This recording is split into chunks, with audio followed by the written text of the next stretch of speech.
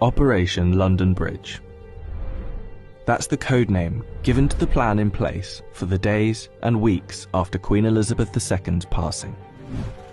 The Queen has been sitting on the royal throne since 1952. That's the longest reign of any monarch in British history. And during that time, she's seen over a dozen UK Prime Ministers, nearly 20 Summer Olympics, and over half a dozen popes. The Queen is the cornerstone to the Commonwealth, the patron to almost 600 organisations and charities, and plays a pivotal role in the UK's alliance with many countries. So her passing will bring about a lot of change. Not just for the United Kingdom, but potentially the world.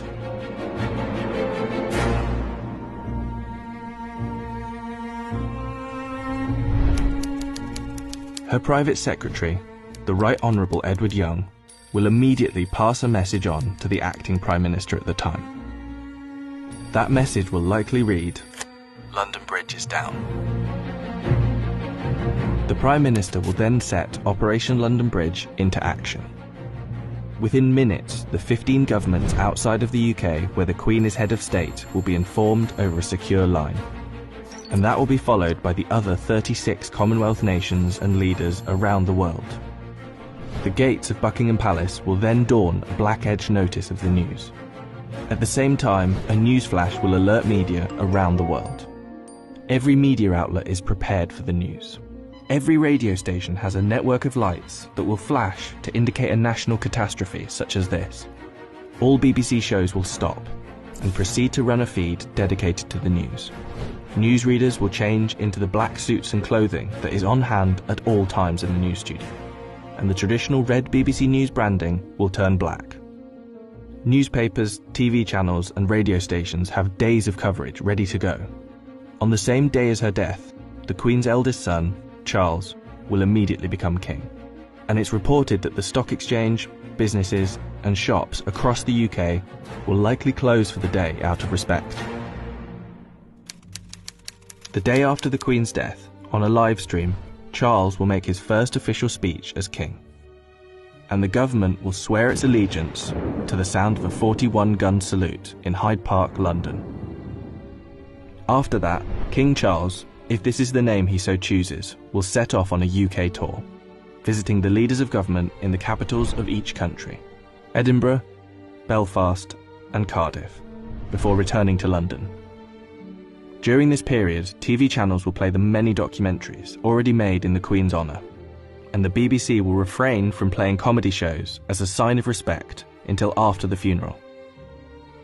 4 days after her death, the Queen's coffin will be led on a military procession from Buckingham Palace to Westminster Hall. Here she will lie in state over the next 4 days, and after which King Charles, family and dignitaries will pay their respects. Then the doors will open to likely hundreds of thousands of people queued up outside.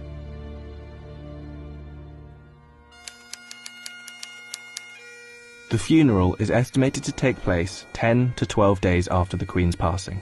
But one thing is certain, the day of the funeral will be an official bank holiday for the whole of the United Kingdom. The stock exchange will close for a second time in under 2 weeks, and many businesses will follow suit. At 11 AM sharp, the bells of Big Ben will chime, the country will fall silent, and the coffin will be brought inside Westminster Abbey, where 2,000 specially invited guests will bow their heads in prayer. After the service, the coffin will be taken to Windsor Castle, and then finally to St George's Chapel, where Queen Elizabeth II will likely be laid to rest next to her father, King George VI. Likely within a year after the funeral, an official coronation for King Charles will take place on yet another bank holiday. All in all, accounting for the multiple bank holidays, funeral expenses and coronation celebrations, the Queen's passing is estimated to cost the UK economy billions of pounds. In addition, hundreds of changes will happen across the UK in the months to come. New British currency will be printed with the King's portrait, and the Queen's currency will slowly be removed from use. The same will happen for stamps, passports, and police and military uniforms, and the national anthem will be changed to God Save the King. Not to mention how the world and Commonwealth will react to the new king could alter the British royal family forever. For example, there is growing support in Australia for the country to become a republic, and the Queen's death could heighten that support. This could lead other countries to follow suit, which would almost certainly weaken the British monarchy. This scenario will one day be upon us. Operation London Bridge will be triggered, and arguably the biggest funeral of our lifetime will be witnessed around the world. This will be the end of an era.